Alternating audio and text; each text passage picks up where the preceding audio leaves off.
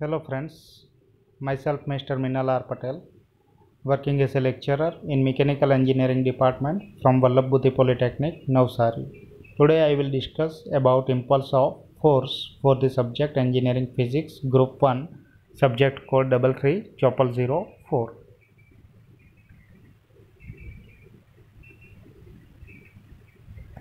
બળનો આઘાત impulse of force પદાર્થ પર લાગતું બળ કેપિટલ એફ અને તે લાગતું હોય તે દરમિયાનના સમયગાળાના ગુણાકારને બળનો આઘાત કહેવામાં આવે છે. એટલે ન્યૂટનના બીજા નિયમ પરથી F equal to DP by DT, બળનો આઘાત equal to F DT equal to DP પણ કહી શકીએ. ડીટીને ડાબી બાજુએ લઈ જઈશું એટલે F DT equal to DP આવશે. ડીપી એટલે વેગમાનનો ફેરફાર. જ્યારે મોટા મૂલ્યનું બળ અલ્પ સમય સુધી થોડા સમય સુધી જ લાગતું હોય ત્યારે બળનું અને સમયગાળાનું મૂલ્ય જુદું જુદું મેળવવું મુશ્કેલ હોય છે, પરંતુ વેગમાનનો ફેરફાર માપી શકાય છે. બળના આઘાતનો એસઆઈ એકમ કેજી એમ પર સેકન્ડ છે. અહીં આગળ એક ફિગર દર્શાવી છે જેમાં ક્રિકેટર બોલને કેચ કરે છે. આપણે અહીં જોઈશું બળના આઘાતના ઉદાહરણ. ક્રિકેટ પ્લેયર જ્યારે દડાને કેચ કરે છે ત્યારે તેના હાથ પાછળ ખેંચે છે. હાથ પાછળ ખેંચવાથી દડાને રોકવા માટેનો સમય વધારે મળે છે. બળનો આઘાત ઇક્વલ ટુ બળ ગુણ્યા સમય ઇક્વલ ટુ રેખીય વેગમાનનો ફેરફાર. બળ ઇક્વલ ટુ રેખીય વેગમાનનો ફેરફાર ડિવાઈડ બાય સમય. તેથી કેચ કરવાનો સમય વધારવાથી કેચ કરીને દડાને રોકવા માટે ઓછા બળની જરૂર પડે છે. તેથી દડો હાથ પર ઓછું બળ લગાડે છે અને હાથને ઈજા થતી નથી. બીજી ફિગરમાં અહીં દર્શાવ્યું છે ઉદાહરણમાં કે ઊંચી કૂદનો ખેલાડી ફોર્મના ગાદલા પર કૂદકો મારે છે. જો તે સિમેન્ટવાળી જમીન પર કૂદકો મારે તો વેગમાનનો ફેરફાર ખૂબ જ ટૂંકા સમયગાળામાં થાય છે. તેથી બળ વધુ લાગે છે અને ખેલાડીને ઈજા થાય છે. પણ જો ખેલાડી ફોર્મના ગાદલા પર કૂદકો મારે તો વેગમાનનો ફેરફાર ધીમો થાય છે અને તેથી સમયગાળો મોટો હોવાથી બળ ઓછું લાગે છે અને ખેલાડીને ઈજા થતી નથી. ત્રીજું ઉદાહરણ જોઈએ. પેકિંગ કરવા માટે કાચના વાસણોને ઘાસ કે કાગળમાં વીંટવામાં આવે છે. કાચના વાસણ નીચે પડી જવાના કિસ્સામાં આઘાતને ઘાસ કે કાગળમાંથી પસાર થઈને કાચના વાસણો સુધી પહોંચવામાં સમય વધારે લાગે છે. પરિણામે સમય વધવાથી કાચના વાસણ પર ઓછું બળ લાગે છે અને વાસણની ભાંગતૂટ ઘટાડી શકાય છે. ફોર્થ એક્ઝામ્પલમાં જોઈએ તો સ્કૂટર, કાર, બસ જેવા વાહનોમાં શોક એબ્ઝોર્બર રાખવામાં આવે છે. જ્યારે વાહન અસમતલ એટલે કે ઊંચા નીચા રોડ પર ચાલે છે ત્યારે આઘાતી બળ લાગે છે. શોક એબ્ઝોર્બર આ આઘાતી બળનો સમય વધારે છે અને તેથી વાહન ચાલકને લાગતો આંચકો ઘટાડી શકાય છે. ટ્રેનમાં બે ડબ્બાઓની વચ્ચે બફર સ્પ્રિંગ રાખવામાં આવે છે. જ્યારે બે ડબ્બાઓને જોડવામાં આવે છે ત્યારે વધારે જર્ક લાગે છે. બફર સ્પ્રિંગને કારણે આઘાતનો સમય વધે છે અને જેથી જર્ક ઓછો લાગે છે. વેગમાનનો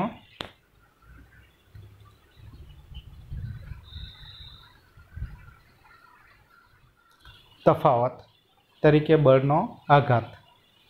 impulse as the difference of momentum. બળનો આઘાત ઇક્વલ ટુ બળ ગુણ્યા સમય equal to F into T, જ્યાં એમ ઇક્વલ ટુ દળ, એ ઇક્વલ ટુ પ્રવેગ, વી ઇક્વલ ટુ અંતિમ વેગ થશે.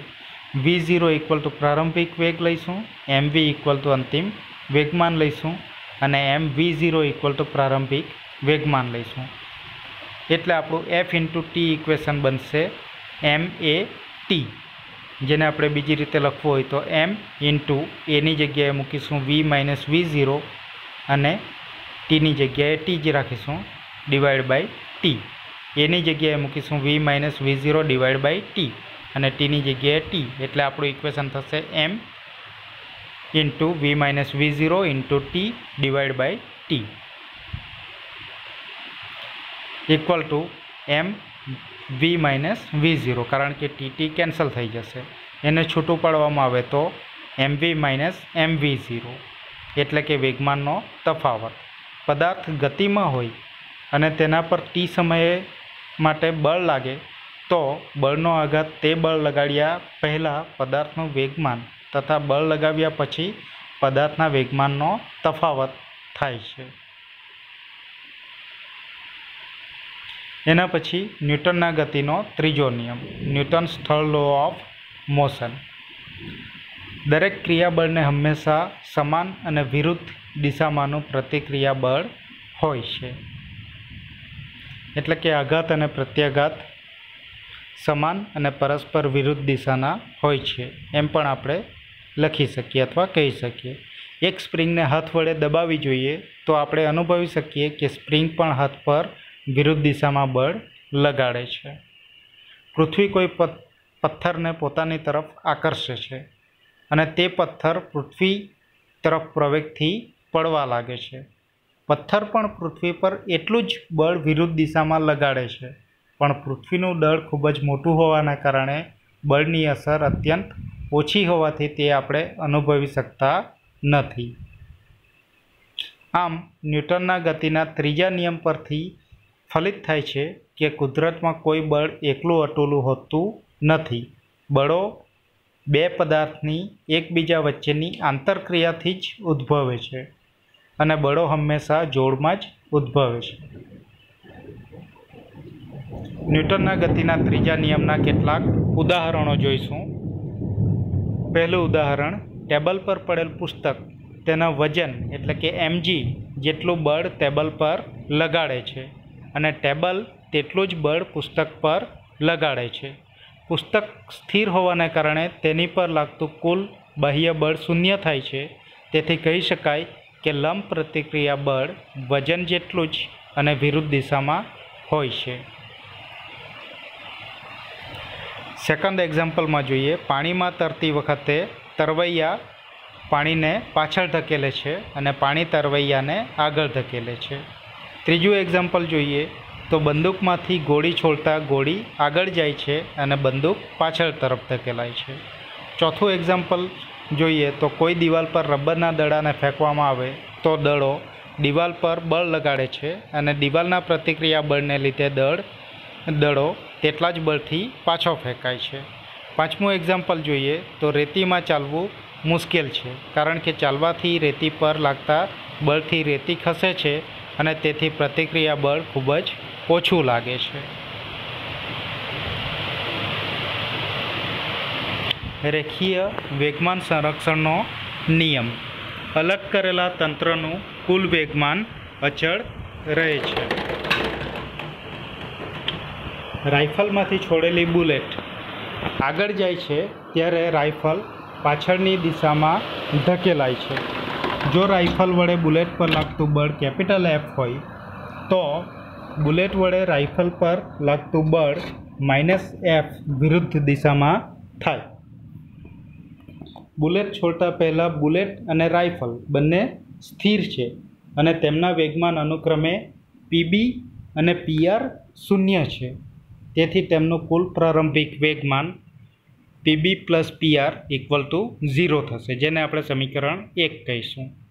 હવે ગતિના બીજા નિયમ પરથી બુલેટના વેગમાનમાં થતો ફેરફાર PB - PB = F × Δt થશે, જેને સમીકરણ 2 કહીશું. અને રાઇફલના વેગમાનમાં થતો ફેરફાર એટલે PR - PR ઓપોઝિટ ડિરેક્શનમાં એટલે -F × Δt કહીશું, જેને સમીકરણ 3 કહીશું. હવે પરિણામ 2 અને 3નો સરવાળો કરતાં PB - PB + PR - PR = F Δt - F Δt, એટલે રાઈટ સાઈડ પર 0 થઈ જશે. એટલે આપણને ઇક્વેશન મળશે PB + PR = PB + PR, એટલે કે બુલેટ પ્લસ રાઇફલનું અંતિમ વેગમાન બુલેટ પ્લસ રાઇફલનું પ્રારંભિક વેગમાન. અહીં રાઇફલ પ્લસ બુલેટના તંત્ર પર કોઈ બાહ્ય બળ લાગતું નથી, તેથી આ તંત્રને અલગ કરેલું તંત્ર કહેવાય છે. જે બળો લાગે છે તે માત્ર આંતરિક બળો જ છે અને તેમનું પરિણામ કાયમ શૂન્ય બને છે. આ હકીકતને વેગમાન સંરક્ષણના નિયમમાં સાંકળી લેવામાં આવી છે. આ નિયમ એક મૂળભૂત અને સાર્વત્રિક નિયમ છે. વળી તે ગ્રહો અને તારાઓ જેવા મોટા પદાર્થોની આંતરક્રિયાઓ માટે પણ સમાનપણે સાચો છે.